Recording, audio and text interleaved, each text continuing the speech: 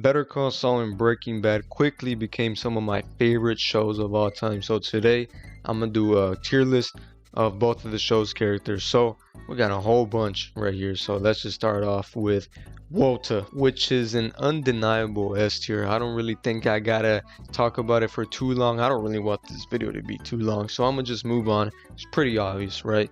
But next up we got Howard Hamlin's wife. And I'm actually give her a C tier because I feel like she provided a lot of character depth for Howard Hamlin. Because in that season, that's of course whenever Kim and Jimmy are trying to do their scheme against Howard, and then you start to feel bad for him, like, he doesn't really deserve all this, right? And then his wife comes in, and then you see all the problems that Howard Hamlin has to deal with, and then you feel even more bad for him, and you just get really sad whenever he dies. So I feel like she was pretty important to his character, and of course Howard, he's a pretty important character to the story, so I'll give her a nice C tier. Next up we got, I think her name was Marion. Nah man, I ain't messing with Marion. She's the reason that Saul got caught, so Next up we got Kimberly Wexler, which I think I'm gonna actually give her an S tier, alright? Out of all the shows that I've watched, and keep in mind I haven't seen every single show ever made, but out of the ones that I've watched, she is my personal favorite female character of all time, and I think she's the best written character of all time. Out of the shows I've seen, of course, because she just has so much depth. She goes through such an entertaining journey. At first she's innocent. She wants to follow the law. Like, I remember there's that one scene whenever Saul makes up evidence, and she's like, you can't do that. You can't make up evidence or anything like that. And then at the end of the season, she wants to, ruin Howard's reputation. And, it's just interesting. It's an interesting journey, and I like it a lot. And of course, her relationship with Saul, very good. So yeah, easy S tier for me, and she's hot. Alright, next up we got Bill Oakley. And I thought he was pretty funny whenever he messed with Saul. I thought he was pretty funny, and he switched up at the end. So that's a big, oh shit, I forgot spoilers. My bad. Spoiler warning. But yeah, Bill Oakley, he switched up. W. Next up we got Boban or Bogon. I don't remember his name, but I'm just putting detail right. Like, who cares about Boban? Next up we got the Salamanca twins or cousins, and I'm gonna give them a nice B tier. They sadly didn't really have that much screen time at all in both of the shows, but in my opinion, I think that they're the most intimidating villains out of both shows, alright? Just because of, like, their silent, just because of how silent they are. Like, I feel if they came up to me and they were giving me that stare and I'm trying to talk to them, I'm like, man, who are y'all? What y'all doing in my house? And they're just staring at me like that. And then they look at each other, and then they nod at each other, and then they look back at you, man, I'm shitting myself at the spot. But I feel like if Tuco was screaming at me and shit, I'll be scared. Don't get me wrong, I'll be scared still. But I feel like this is more scary, right? So I'll give them a nice B tier. If they had more screen time, maybe A, but they're very intimidating, like I said.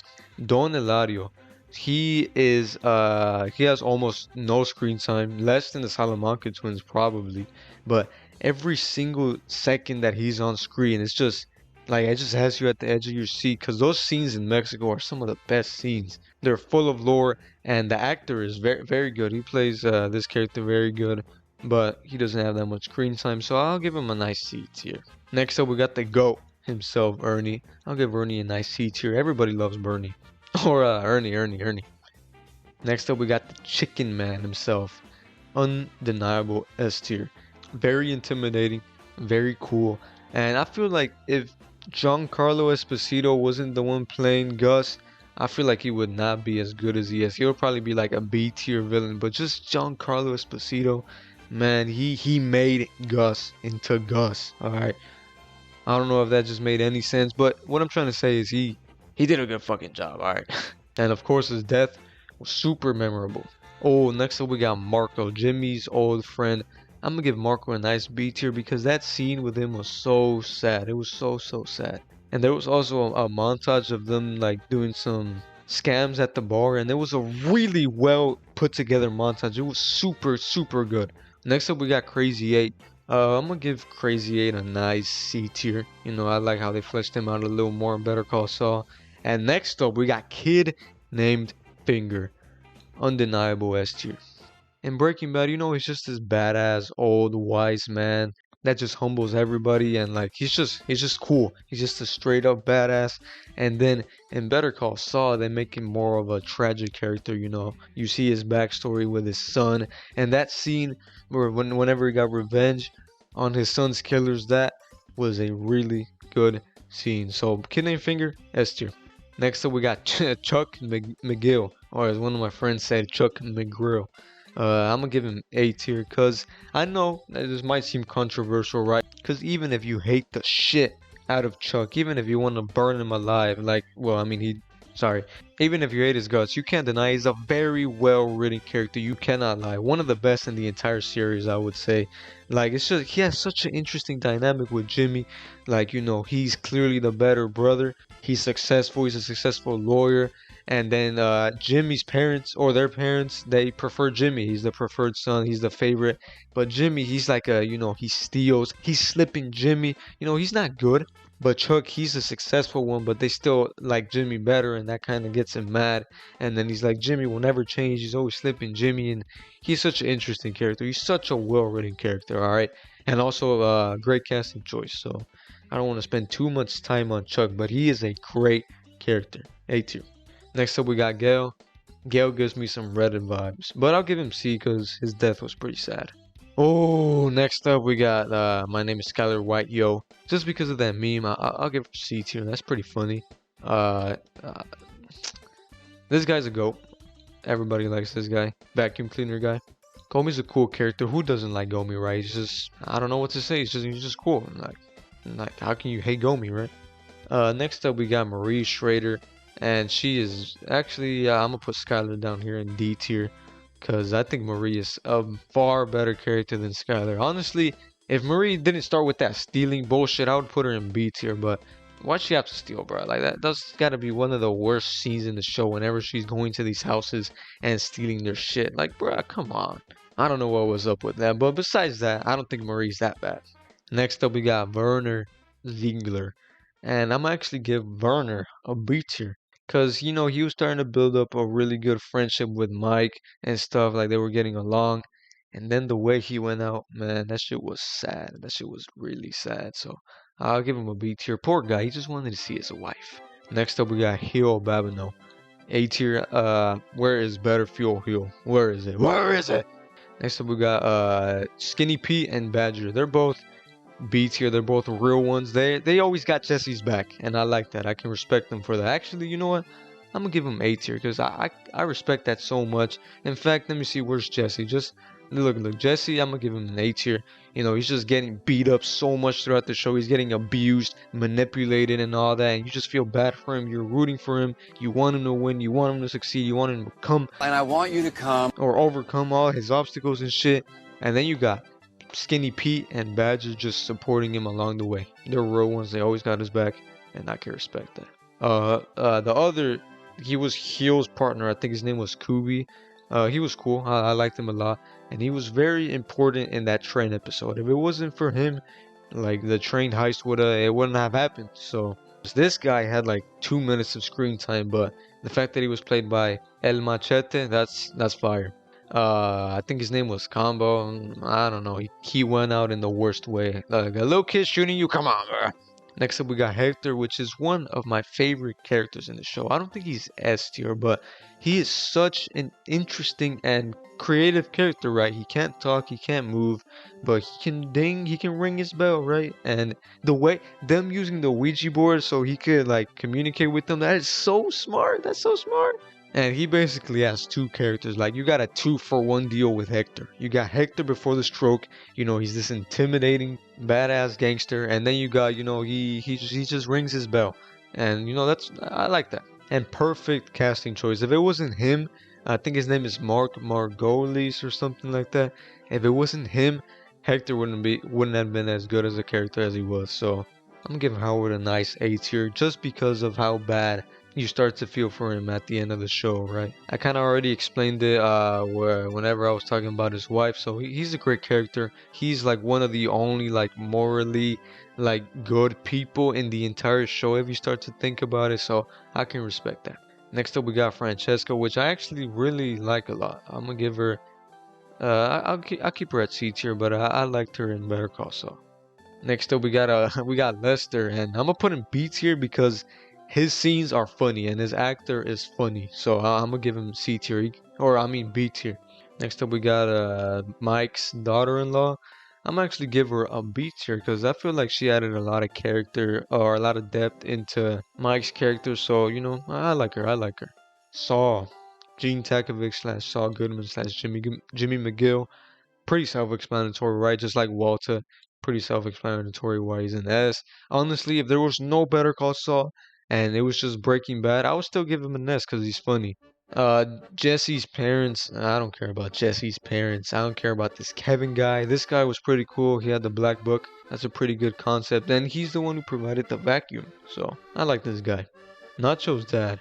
Nacho's dad is a really good freaking character, alright? He just adds more to Nacho's already good character, right? Because you just start to feel more bad for Nacho as the show progresses. And then you got his dad by his side. He's always in danger, you know, he has to do all that stuff that Gus tells him to do, or his father's gone. Like, you just start to feel real bad for him.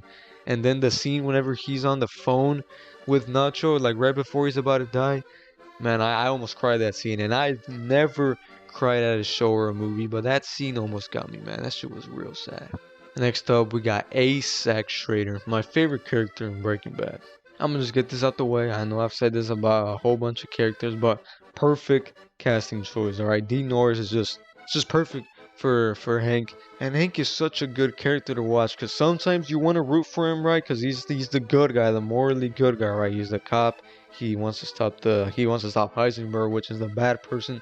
But then, you know, Heisenberg, he's the main character. You kind of want him to overcome his obstacles in the beginning before he turns into a monster, of course.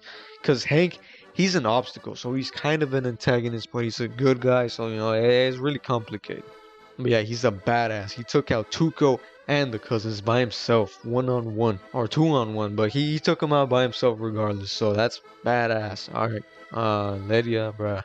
Nacho, like I said with his dad, almost had me crying. And at first, I really didn't care about Nacho. He just seemed like another thug to me, right? Another gangster.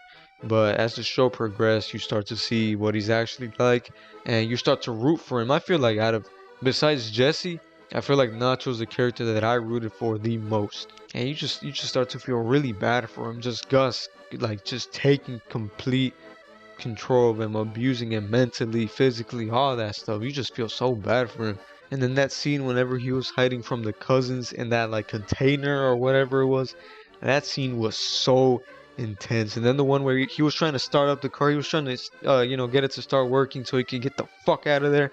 That scene was so good. So Nacho, he's like the best thing that happened in Better Call Saul in terms of like new characters, right? Such a good character. And of course, Michael Mando killed it in this role. Tuco Salamanca. All right. Like I know I said the twins didn't have a lot of screen time, and neither does Tuco, but Tuco, man, such a good character, such an entertaining character. Every second that he's on screen, it's entertaining. And that episode where he kidnaps Walt and Jesse and takes them to that hideout, that's like a top 5 episode for me. That episode was so good. And I need to hurry up, bro. This video is getting too long. But we got Lalo. I'm gonna talk about Lalo for a little bit. So let me get these out the way first. Jack, nice villain. You know, he's solid. Not as good as any of the other ones, but he's not bad either. So I'll give him a solid B. Who the fuck is this? I literally have no idea who that is. This guy, he's an MVP. Shout out to this guy. He saved Walt and Jesse really good. I forgot what his name was. I don't care. She is fucking hot. So I'm just giving her A tier for that. Todd, very good villain. B tier along with his uncle. This guy got killed in such a brutal death. Holy hell. Walter Jr., I like Walter Jr. a lot. And I like Breakfast a lot too. So I'm gonna put him at a nice B tier. And I don't give a shit about her. Alright, now last character, Lalo Salamanca. In my opinion, he is the best villain out of both of the shows. I know that's gonna be a flaming hot take. I know everybody's like, what about Gus? Right? I'm sorry, Gus, but I think Lalo's the better villain, alright? First off, I'm gonna just say that he literally has the best attributes out of all the villains. He's super smart, just like Gus. He can get very violent, just like Tuco, and just like the twins or the cousins. He can also, hit you with the silent death stare, like he did with Jimmy in the apartment. That scene was crazy when he was telling him, tell me the story again, like that. That was crazy. He was just staring at him like the Salamanca cousins did. So he has the best attributes out of all the villains, and he is arguably the biggest threat out of all of them. Maybe you'll say that Jack is a bigger threat, but for Lalo, whenever they first thought he was dead, Gus was like, I don't know about that. And then he puts cameras all over the neighborhood, in the laundry place, and I forgot where else. He even has people follow Kim and Jimmy just in case he goes up to them. He has people looking out for one guy 24/7, 24/7 surveillance.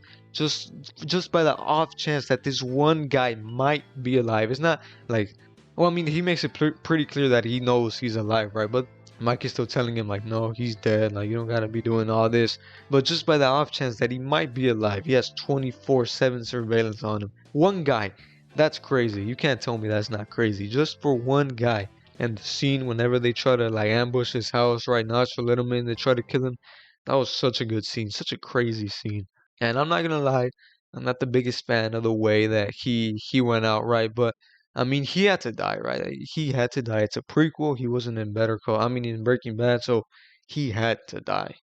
But yeah, he's the main reason. At first, when I watched Breaking Bad, I was like, do I want to watch Better Call Saul? It's about lawyers. Do I really care about some lawyer shit? But then when I saw some clips of Lalo, man, I had to watch it. I had to watch it. He's one of my favorite villains in fiction, and that's gonna be it for this video. Let me know what y'all think of my tier list. Who's your favorite character from both shows? And yeah, see y'all next time and take care.